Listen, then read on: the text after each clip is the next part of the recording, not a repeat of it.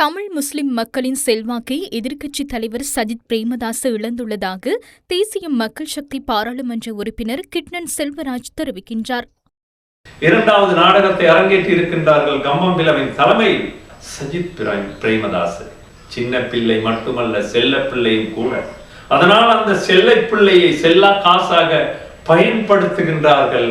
கடந்த காலத்தில் ஜனாதிபதி தேர்தலிலாக இருந்தாலும் சரி, ஏனைய தேர்தல்களிலும் கூடுதலாக மலையகத்தை பிரதிநிதித்துவம் செய்த தமிழ் மக்கள் கூடுதலான வாக்குகளை அள்ளி வழங்கினார்கள் சஜித் பிரேமதாசவிற்கு. அது தெரியும். அதைவிட வடக்கில் உள்ள தமிழ் மக்கள், வடக்கில் உள்ள முஸ்லிம்கள், கிழக்கில் உள்ள தமிழ் முஸ்லிம் மக்கள் அனைவரும் சஜித் பிரேமதாசவுக்கு ஜனாதிபதி தேர்தலின் பொழுதும் அதிகப்படியான வாக்குகளை அளித்தார்கள்.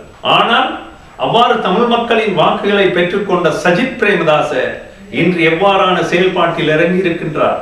கடுமையான இனவாதத்தை கொண்ட கடும் இன துவேச அமைப்பாக செயல்பட்ட கம்பம்பிலவின் பிரதிநிதித்துவத்தோடு முன்னெடுக்கப்பட்ட அந்த உயிர்த்த ஞாயிறு தாக்குதலில் புத்தகங்கள் பிரதான கதாபாத்திரத்தை வகிக்கின்றார்.